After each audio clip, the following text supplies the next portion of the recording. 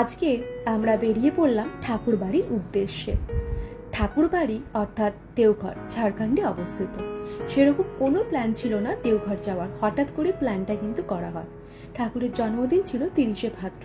সেই দিন আমরা যেতে পারিনি, কারণ টিকিট অ্যাভেলেবেল ছিল না। তাই আমরা পরের দিন কিন্তু দেওঘর পৌঁছাই, মানে 30শে ভাদ্র ওই দিন আমরা ট্রেনে উঠি। আর পরের দিন সকালে ট্রেন কিন্তু 2 ঘন্টা লেট ছিল।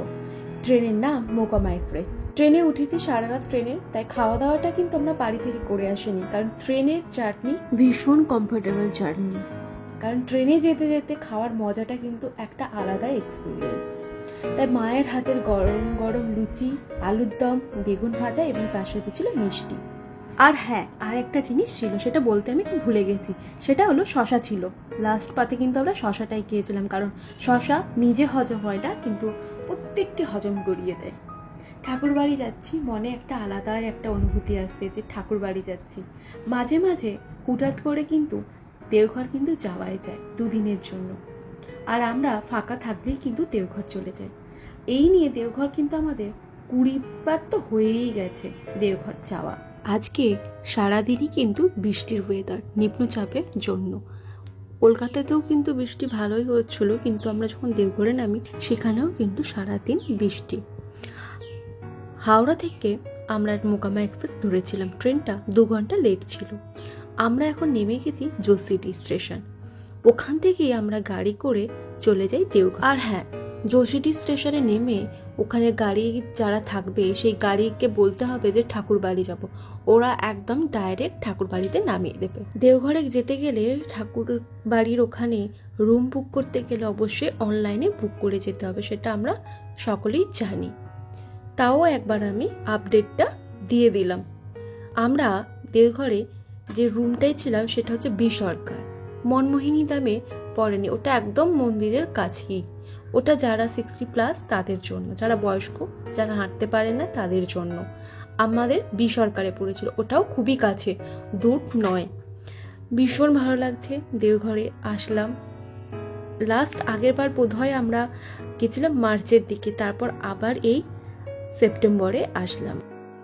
সকালবেলার প্রার্থনা সেরে প্রার্থনা করে নেওয়ার পর এবার মন্দিরের ভেতরের রাস্তা দিয়ে আমরা যাচ্ছি আচার্য দেবদাদার কাছে। তারপর ঠাকুরের সমাধির ওখানে যাব, ধূপ মোমবাতি দেব।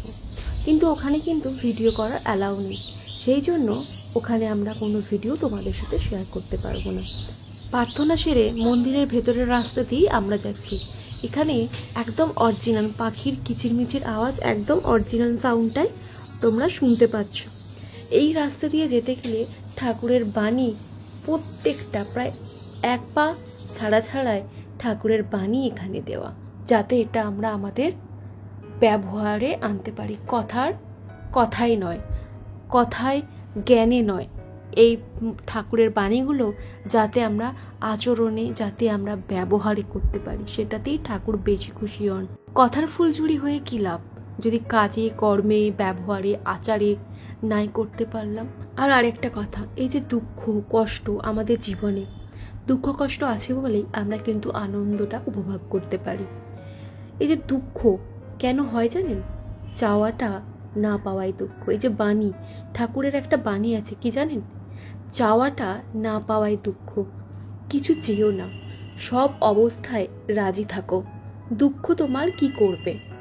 দুঃখ কারো প্রকৃতগত নয়কো, তাকে ইচ্ছে করলেই তাড়িয়ে দেওয়া যেতে পারে।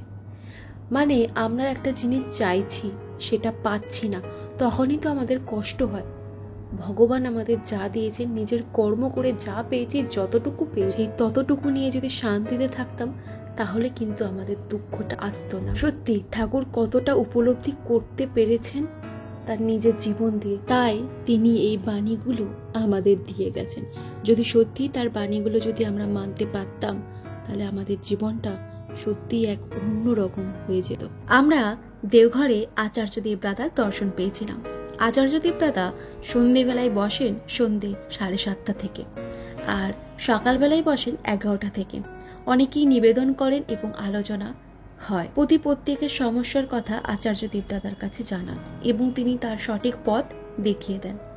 সকালবেলায় প্রার্থনা সেরে, প্রার্থনার টাইম আমাদের ওয়েস্ট বেঙ্গলে সেপ্টেম্বরে 5:37 সন্ধেবেলায়। আর দেওঘরে 10 মিনিট পর মানে 9 মিনিট পর মানে 5টা 47 শুরু হয়। ঠাকুর বাড়িতে আনন্দবাজার অর্থাৎ খাওয়া দাওয়া সেরে নিলাম। খিচুড়ি হয়েছিল সেদিন, ভীষণ সুন্দর খেতে ছিল খিচুড়িটা। আমরা যেখানে ঠাকুর বাড়ির যারা দীক্ষিত এবং যারা দীক্ষিত নয় তারাও কিন্তু এখানে এসে ভোগ খেতে পারে, এরকমই সিস্টেম অবেন দাদা কিন্তু করে দিয়েছেন অনেকদিন আগে। মানে এখানে এসে কেউ না খেয়ে কিন্তু যেতে পারে না, যারা দীক্ষিত নয় তারাও এসে খেতে পারে, কারোর কোনো অসুবিধা নেই। আমরা পরের দিন চলে গিয়েছিলাম বৈদ্যনাথ ধামে। বৈদ্যনাথ ধাম ভীষণ ভিড় ছিল এবং বৈদ্যনাথ ধামে যে রাবণ পুকুর সেটাও কিন্তু তোমরা সমস্ত কিছু দেখতে পাবে। তার আগে দেওঘরের রন্ধনশালা সম্পর্কে কিছু জেনে নাও তোমরা।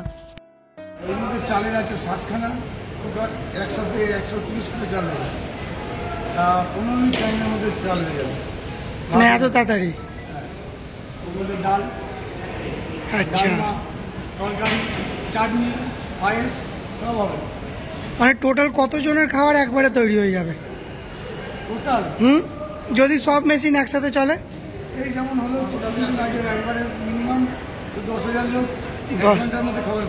10,000 লোকের খাবার 1 ঘন্টার মধ্যে? 1 ঘন্টা। ভাত, ডাল, তরকারি, 8 গাড়ি আছে ভাতে। আচ্ছা, 600 লিটার মানে কত?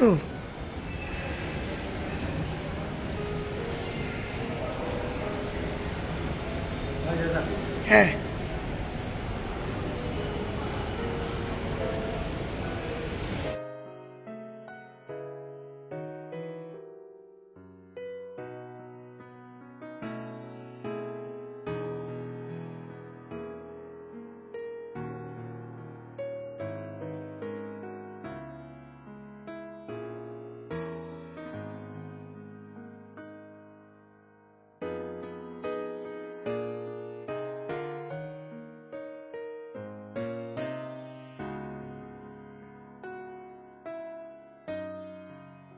আজকে আমরা চলে এসেছি দেওঘর থেকে বাবা বৈদ্যনাথ ধামে।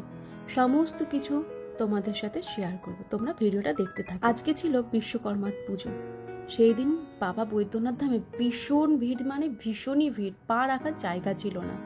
বৈদ্যনাথ দেবের মন্দির কিন্তু খুলে যায় ভোর 5টা থেকে আর বন্ধ হয় সেই রাত 9টায়।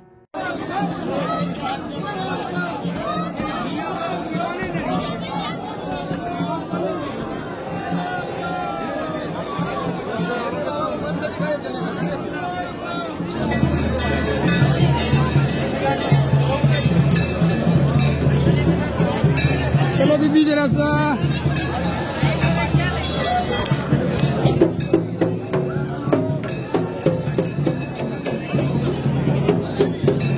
এবারে কিন্তু আমরা চলে এলাম মন্দির থেকে সেই পুকুর, সেই কাহিনী, রাবণ শিব ঠাকুরকে নিয়ে কিন্তু সেই লঙ্কায় নিয়ে চলে যাচ্ছিল, সেই ঘটনাটাই কিন্তু এই পুকুরের সাইডে ডিটেলসে দেওয়া আছে ছবি এঁকে।